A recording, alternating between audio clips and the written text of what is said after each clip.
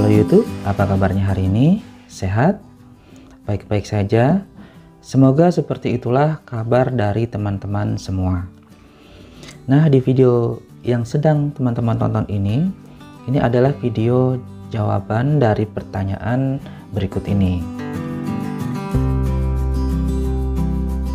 Di sini saya tidak hanya akan membahas ukuran inverternya saja, melainkan saya juga akan sama-sama belajar menghitung daya panel suryanya, kemudian kita cek SCC-nya apakah memenuhi atau belum.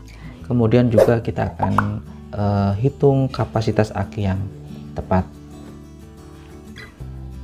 Nah, pertanyaan dari teman kita adalah berapa ukuran inverter yang saya butuhkan untuk panel surya 25 watt peak, SCC 20 ampere dan aki 20 ampere hours.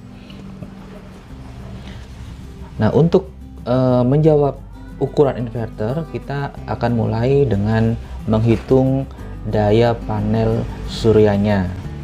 Ya, jadi daya panel surya 25 watt peak kita kalikan dengan cahaya efektif matahari di tempat teman-teman.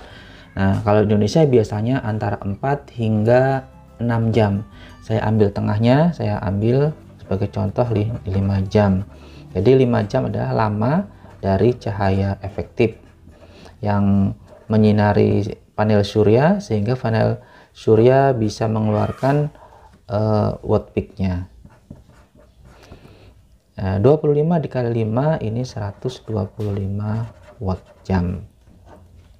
Nah, setelah kita mengetahui daya dari panel surya, kita akan lanjutkan untuk ngecek SCC-nya. Arus ISC ini ada pada panel surya, itu bisa dicek pada bagian belakang, ada stiker biasanya, di situ tertulis ISC, ini yang sebagai patokan. Untuk panel surya 25 watt peak, ini sekitar 1,4 ampere. Jadi untuk yang lebih tepatnya bisa langsung dilihat di stiker spesifikasinya. Nah, jadi SCC 20 ampere untuk panel surya 25 watt peak ini jawabannya adalah sudah sangat memadai.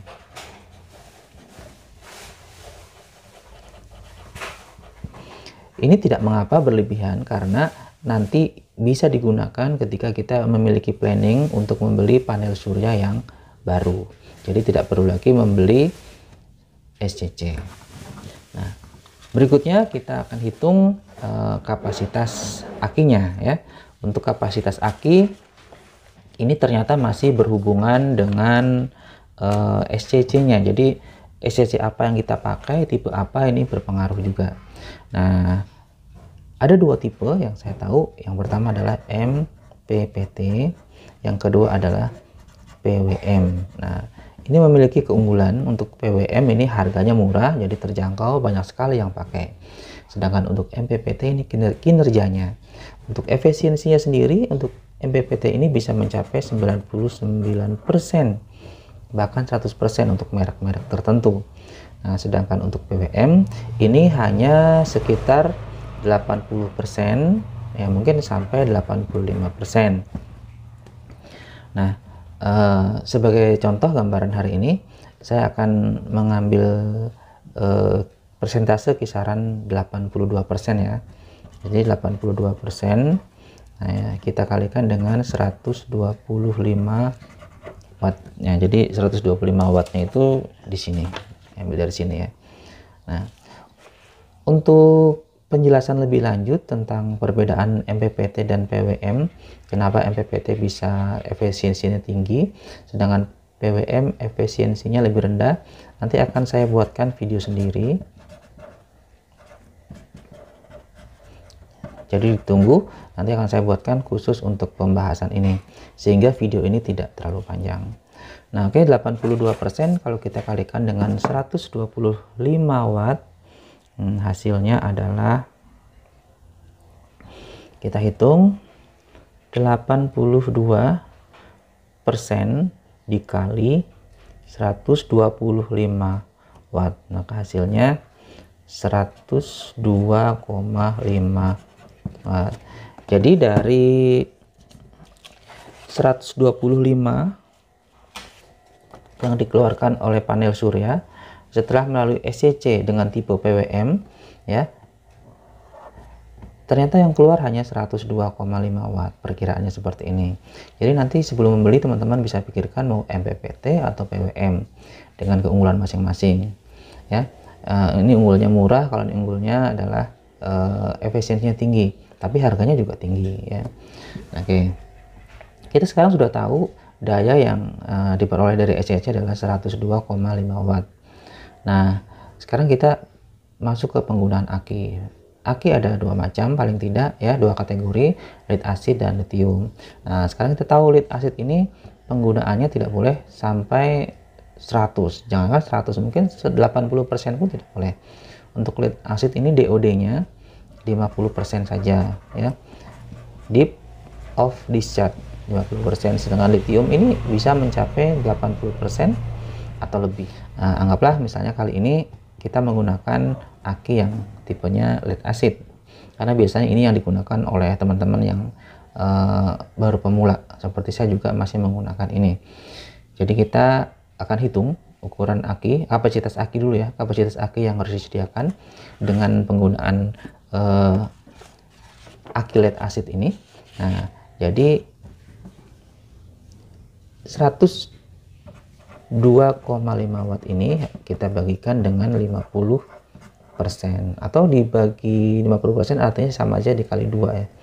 Nah, maka hasilnya adalah kalau dikali 2 berarti dikali 2 sama dengan 205 ya, 205 watt. Nah, jadi ini kapasitas inilah yang harus ada, berarti kita harus menyediakan tempat, yaitu akinya yang bisa menampung 205 watt. Nah, karena aki ukurannya ampere, maka kita mencari ukuran aki dengan mengkonversi watt ini atau daya ini ke ukuran ampere. Nah, ukuran aki atau di sini ampere didapat dari daya di sini 205 watt dibagi dengan jenis aki yang kita pakai, yaitu tegangannya 12 volt, karena ada aki yang 24 volt. Nah, maka hasilnya 205 kita hitung dulu dibagi 12. Nah, maka hasilnya adalah 17,08 ampere hours. Nah, aki setara inilah yang harus kita sediakan. Nah, misalnya teman kita Dede Kurniawati itu sudah menyediakan 20 ampere hours, berarti ini sudah bisa dibilang cukup. Nah, oke. Ini kita sudah sampai aki. Nah, sekarang kita lanjutkan ke inverter. Nah, untuk inverter sebelum membeli kita juga penting untuk mengetahui tipe-tipenya, karena apa yang mau kita beli ini berpengaruh terhadap pemakaian. Misalnya saja untuk tipe pertama adalah square wave, ini gelombang kotak, ini masih belum bisa dibanyakan untuk banyak peralatan, paling hanya untuk motor yang sederhana, motor universal. Nah, sedangkan modified sine wave ini adalah modifikasi dari gelombang sinus. Nah, jadi bukan gelombang sinus murni, ini dimodifikasi supaya bisa lebih baik lagi. Nah, ini lebih baik dari square wave. Nah, tetapi masih ada masalah jika ini digunakan untuk beberapa peralatan, ini akan menyebabkan peralatan itu lebih panas dari biasanya. Nah, yang terakhir adalah pure sine wave. Pure sine wave ini untuk saat ini adalah yang terbaik, karena beberapa perusahaan membuat peralatan itu memang diperuntukkan untuk gelombang sinus murni. Ini sudah mirip dengan PLN ya, jadi hampir semua peralatan bisa digunakan dengan inverter tipe PSW atau pure sine wave ini. Kemudian yang terakhir adalah ukuran inverter. Nah, dimana size atau ukuran inverter ini sebelum kita memutuskan, kita harus melihat dulu berapa sih kapasitas yang kita dapatkan baik dari panel surya maupun aki. Tadi kita sudah tahu hasil yang didapatkan ini 100 102,5 watt. Nah, berarti untuk inverter ini 102,5 watt. Berarti untuk inverter ini harus lebih dari 102,5 watt. Kenapa? Karena jika ngepas maka inverter akan bekerja keras. Saya yakin kerjanya akan tidak optimal.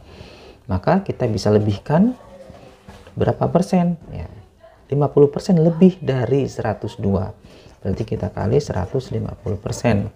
Nah, kalau kita kalikan 150%, hasilnya, bentar kita hitung. Nah, kita hitung 102,5 dikali 150%. Nah, berarti disarankan untuk menggunakan inverter 153,75 watt. Nah, di pasaran ada yang 150, kemudian ada yang 200. Jadi kalau misalnya memang ingin lebih baik lagi, kita bisa gunakan yang 200 watt saja, karena ini saya jamin dengan ukuran lebih besar maka inverternya bisa bekerja lebih sempurna. Nah, jadi inilah hasilnya ukuran inverter yang didapat dari data yang diberikan oleh teman kita tadi. Nah, tapi jangan lupa untuk mengingat bahwa beban yang mau kita pakai, beban maksimalnya itu ini harus di bawah 102,5 watt. Jadi jangan lebih dari ini dalam satu hari, atau dalam hitungan ini adalah dalam 5 jam, karena hitungan cahaya efektifnya adalah 5 jam. Jadi contohnya misalnya ya, agar tidak tekor, misalnya kita mau menyalakan sebuah lampu, misalnya 10 watt, berarti ini bisa bertahan mungkin 9 jam ya, di bawah 100. Kemudian kalau misalnya sebuah pompa misalnya 36 watt, misalnya pompa air kecil, ini 2 jam atau 2 jam setengah ya, sehingga tidak tekor. Demikianlah teman-teman penjelasan singkat dari saya untuk video sizing inverter ini, yang merupakan jawaban untuk teman kita, dan juga ini pemenuhan janji saya, karena pada video sebelumnya saya berjanji akan membuatkan video sizing inverter. Nah, untuk video berikutnya saya akan bahas ini tipe